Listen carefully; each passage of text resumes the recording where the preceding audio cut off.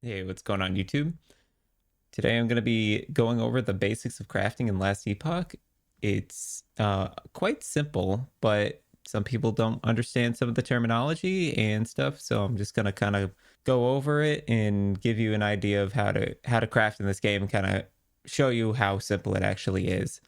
The first thing I want to do is go over some of the keywords or words that they use when crafting items, and maybe that'll give you a bit of a help with what those words mean when I use them in this kind of tutorial video. So one of the words that I'm going to be using a lot is called affix. And what an affix is it's basically any modifier on an item. So as you can see, the toxic claymore brutality here has 3 affixes. It has increased poison damage, increased melee damage, and increased minion spell damage. And those are like the modifiers or the way that the item works or like what the item does. And then the item has implicit modifiers. And what an implicit is any modifier that is in the like base or the top part of the item. So, for instance, the implicits on this item are plus 60 to melee damage and 40% to cold resistance. So, that's kind of the idea behind implicits and affixes. Now, an affix can be one of two things. It's split into two different categories. You have your suffixes and your prefixes. And typically, the prefixes are offensive modifiers and the suffixes are defensive modifiers. Now, when it comes to weapons in particular, the bridge between the two kind of skews, but for the most part, and the general rule of thumb is suffixes are defensive and prefixes are offensive. But there is some, skew between the two.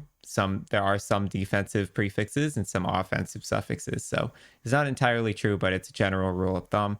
And then another word I want to go over is called forging potential. And what forging potential is it basically is the durability on an item for how long it can be crafted. So basically, if the item has 0 forging potential, you can't craft on it. If it has 40 forging potential, you can craft on it. And every step of crafting requires some amount of forging potential. So there's a chance that at some point you might not even have your craft be finished and you run out of forging potential and the item runs out. Magic items typically, so the blue items typically have less forging potential than say exalted items, also known as the purple items you see here. So as you can see, like this is a blue mage helmet. It's a magic or a blue or an uncommon rarity, and it has 19 forging potential when it dropped. So typically the blue ones have less. As you can see, my purple items here have like 43 forging potential, 35. This one has 0 because I crafted on it already. And then rare items typically have somewhere in the middle between magic and exalted forging potential. So typically around 30 forging potential on rares, but the roll is random from the drop. Is typically, I think rares are between 20 and 33 or so, and then exalteds are like 33 to 43, and then you have magic items which are like I think 15 to 20 or something. Those are rough estimates. They're probably not exact, but that gives you a good idea of what items you should be crafting on. Typically exalted items are the easiest or the best items to craft on because you can go so in depth with the item before it bricks. And when I say brick, I'm talking about an item that can no longer be crafted on or an item that has fully stopped being able to be worked on. So with that out of the way, I guess we'll kind of go over the different methods of crafting or the different things you can do with crafting to make your life a little easier based on what you're trying to accomplish. So starting with runes, we have Rune of Shattering, which is just a rune that is going to destroy an item and give you affix shards. So affix shards are things you use to upgrade or add tiers of modifiers or affixes to an item. So a Rune of Shattering will just give you the affix shards relevant to that item. So for example, I can take this helmet. It has +1 to intelligence, 11 lightning pen, elemental resistances, and cold resistances. So if I shatter this, you can see I got lightning penetration shard, 3 cold res shards, and an elemental resistance shard.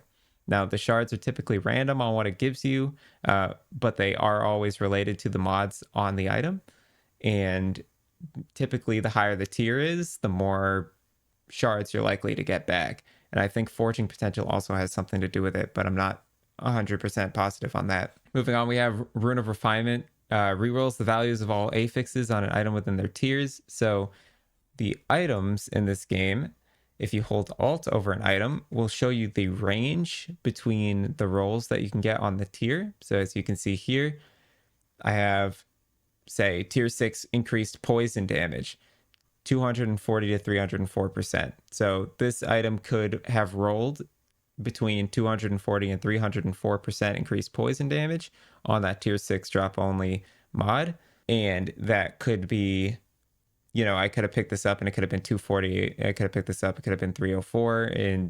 But that's kind of like, I can only get in between those values on this tier. I can't go any lower, I can't go any higher. So if I were to put this in here and use a Rune of Refinement, you'll see the increased poison damage will change among all the rest of these rolls. So 265, 204, and 120. But as you can see, it'll always remain in the same tier, but it'll always change the value between the two numbers in that tier. So here I still have the tier 6, tier 5, and tier 3 mod. The tier didn't change. It just changed the value within that mod tier. So that's what Rune of Refinement does. Rune of Removal removes a mod from your item. So this has 3 affixes on it. If I use the Rune of Removal, it has a 1 in 3 chance of removing any of these different mods. Just because it has an Exalted mod, the Exalted mods are not exempt from Rune of Removal. Rune of Removal is unbiased. I think the only time Rune of Removal won't remove a mod is if it's sealed away, and I'll go over how sealing works in a moment. So if I use the Rune of Removal, as you can see, it removes an affix, it spends a little bit of forging potential, and then it tells me my crafting outcome down here. So as you can see, it removed the minion melee damage and took 3 forging potential from me. Some people use Rune of Removal in order to open up a slot so that they can then add another affix on later. Moving on from Rune of Removal, we then have Rune of Discovery. So what Rune of Discovery does is it will fill all of your empty modifiers or your empty affixes with random affixes. Doesn't matter. As long as you can get the affix on the item, it'll give it to you. It doesn't matter. You don't need the affix shards in order to attain the modifier. Just like adding an affix or finding it on the ground, it can give you any modifier. So you'll see here, it doesn't cost any forging potential to do this. And I will add 2 random tier 1 affixes. They're always tier 1. They always just give you base ones, but this is great. Say if you have like really low forging potential on your item and you have like an empty modifier or something and you just want to fill it, this is a great way to add just anything to your item to fill out the affixes. So you can see here it gave me cold damage and increased stun chance with melee attacks, and it'll be tier 1 on both of those. Now, obviously, a tier modifier tells you how good the modifier is going to be. The higher the tier, the better the modifier. So tier 1 being the worst, and then tier 5 being the best on a craftable, with tier 6 or tier 7 being the Exalted drop-only mods. And you can see here, yeah, now we have our stun chance and our cold damage added to this item.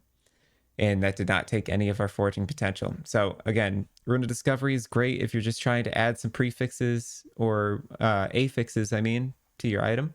And moving on from that, we have then our Rune of Shaping. And similar to Rune of Refinement, it will roll the outcome of the implicits on the item. So you can see here, my implicits can roll between 60 and 60 melee damage. So the melee damage won't change, but then I could roll 35 to 45 cold resistance, and that's going to cost me some amount of forging potential. Well, it costed me 20 forging potential, and I got an additional cold res on my implicits. So typically when you're using Rune of Shaping and Rune of Refinement, you're doing it as the last step in your process of crafting in order to make sure that you're not bricking your item too quickly. As you can see, I basically bricked my item just off of that roll alone, and obviously I didn't get much value out of it. Moving on, this next rune, which I don't have any of, is Rune of Ascendance. And what Rune of Ascendance does is it will turn any item of a type into a unique of that type.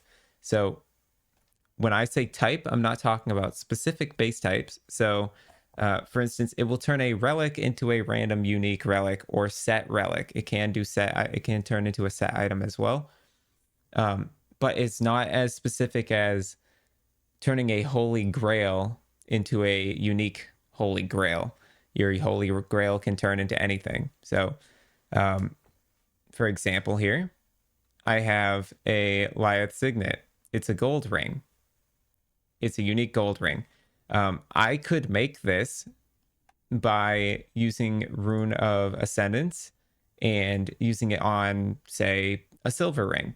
And it could turn into a gold ring. It could also turn into a ruby ring, unique. It's just, it will become a unique ring, okay? So the same thing goes for the relics. It will become a unique relic. It will become a unique boots. It will become a unique helmet. It doesn't matter what type of helmet specifically it is. It's just going to become a helmet, okay? Um, this next rune is called Rune of Creation. And what Rune of Creation does is, if you've ever played Path of Exile, maybe you'll know what a Mirror of Kalandra is, but basically what it does is it duplicates an item. The only downside is it will take all of the forging potential off of your base item, and it will take all of the forging potential off the copied item, which means basically you copy it once and you're done. It's the item's cooked, but you have a second copy. So what this is good for is, say you're dual wielding items and you have one completed very good item and you need an exact copy of it to dual wield. This is a great way to do that without having to craft it twice. Okay, so that's kind of what Rune of Creation is used for. And then we have Rune of Research, and Rune of Research is a new rune that came out with the experimental part of the game. So the experimental mechanic is something that came out not too long ago, and it's basically like these weird mini bosses that you'll find in maps. They're in like a weird big capsule with a shield around them, and when you click on them, they spawn a like a mini boss. And after you kill the mini boss, they typically drop an experimental item.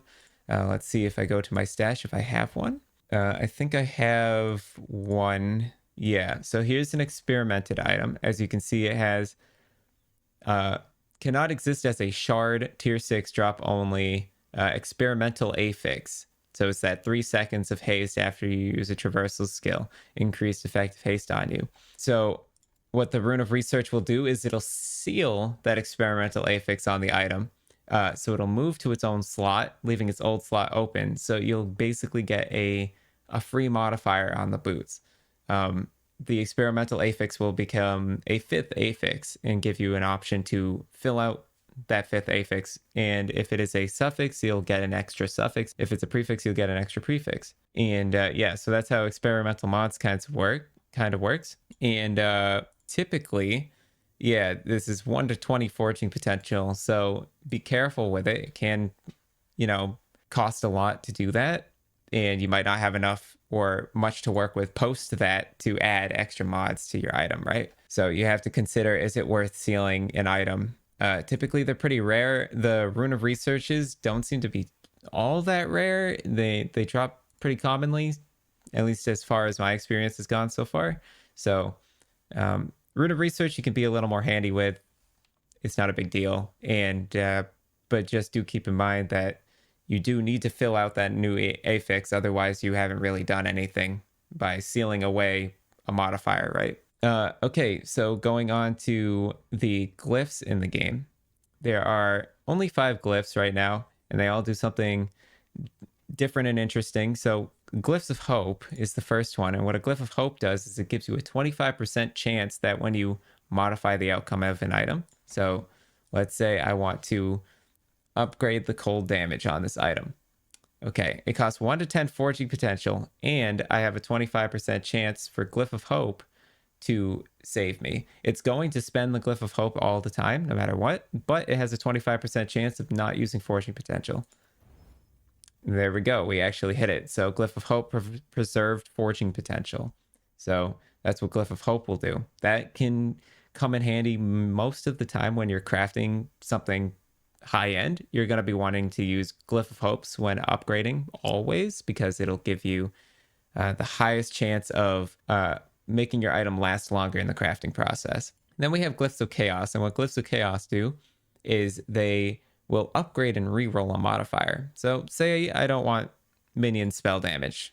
Okay, but I don't really care what I'm going to get. Or I have a feeling that I can roll what I want. Maybe the mod pool is not too large. In particular with weapons, the mod pool is quite large, but um, let's just say I don't want minion spell damage. I want to change that.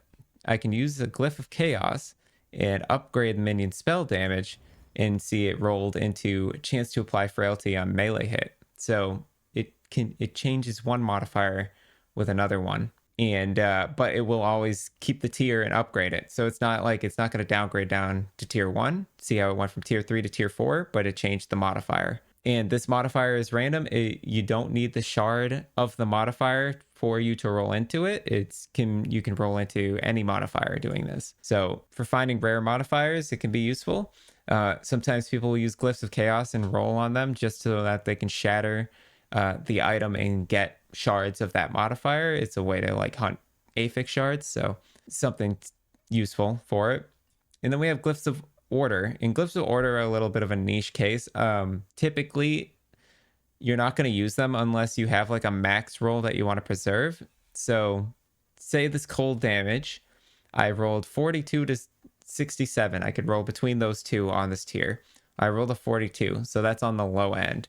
But if for some reason I wanted to keep it on the low end, I could use a Glyph of Order, and when I go to upgrade this mod, it has a or it will prevent the affix within its range from changing when it is upgraded. So as you can see, it kept that low end roll. You see, before I think it was like 45%, right? And now it's 75%. So it stayed within that range. Basically, picture the range is like a slider between 1 and 100.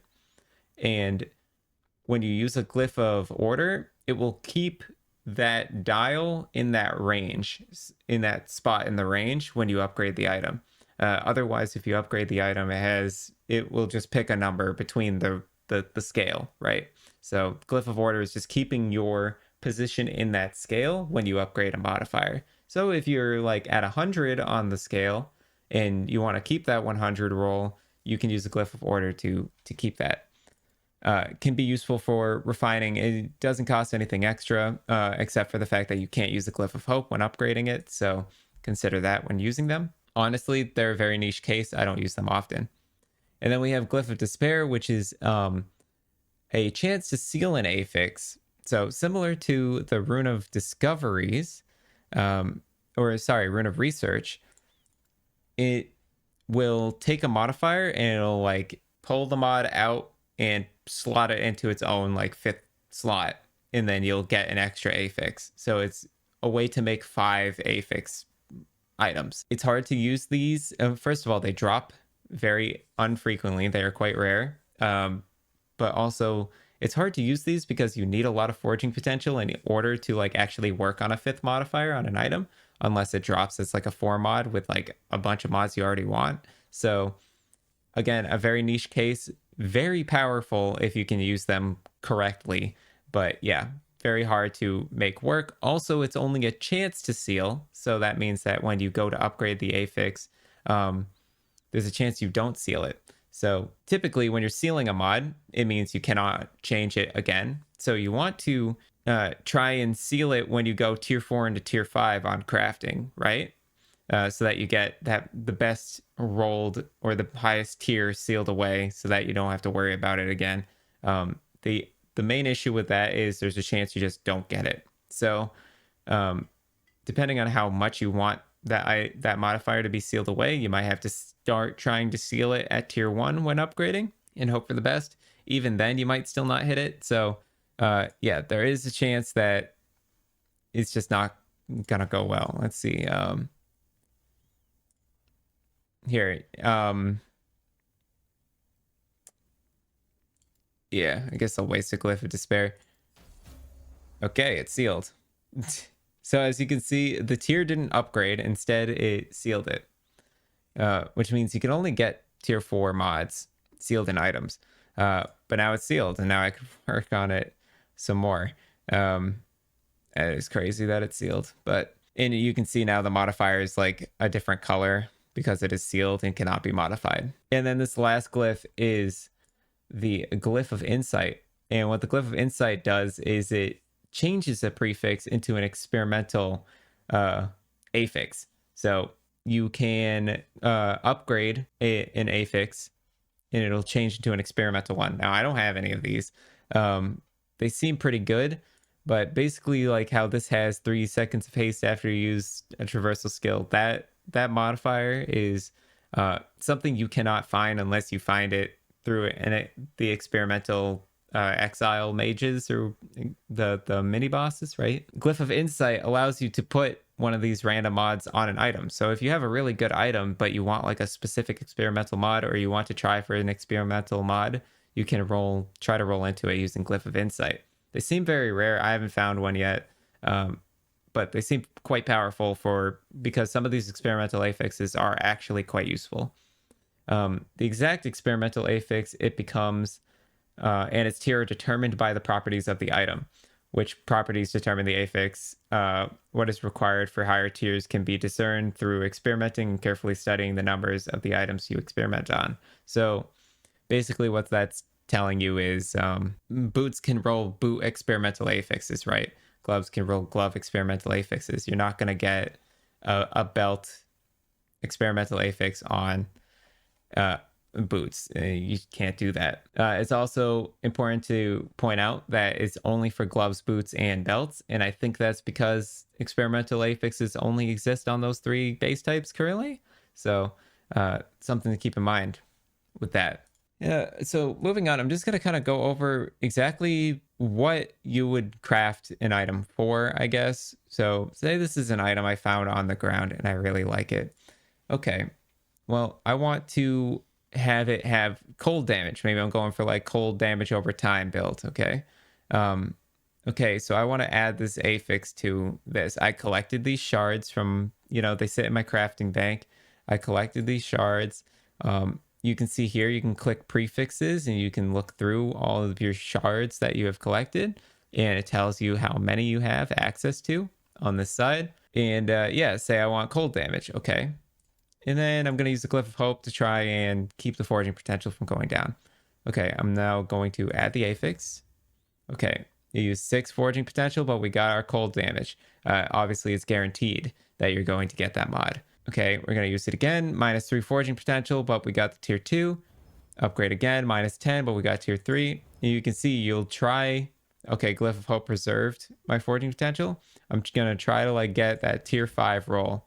All right, and there's my foraging potential is done. So now you can see I can't upgrade anything else.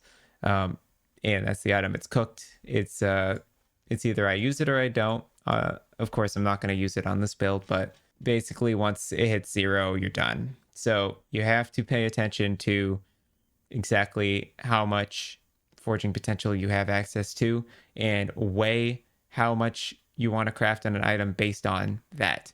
Something else to keep in mind about the forge is you can open it wherever you are, and you can do it in the middle of a map. You just press the F key and it opens your forge. You can craft anywhere at any time. This is a good thing. Can be a bad thing because you can just like get menu death in the middle of an echo if you're not paying attention. But also you can come over to these anvils in towns and areas and click on them and they'll open the forge for you. But it's good to know you can do this anywhere just by pressing the F key. And then also there's obviously a small amount of information or a guide up in the top corner that will help you kind of understand maybe a few extra things that you need to know. Yeah, that's about the gist of crafting, guys. As you can see, it's quite simple. Something to keep in mind is affix shards are different based on what base type the item is. Obviously, you can't get like certain modifiers on certain items. I don't think you can like roll health on a weapon, for instance. So keep that in mind when crafting. Also, it's important to note that it does not cost gold to craft. You cannot craft idols. And yeah, I think that's about it. Thanks for watching, guys. If you have any questions, you can join my Discord in the description and ask me anything. I'm always around to help out. And hopefully you like the last Epoch content that I put out today. And I will see you in the next one. All right. Take care.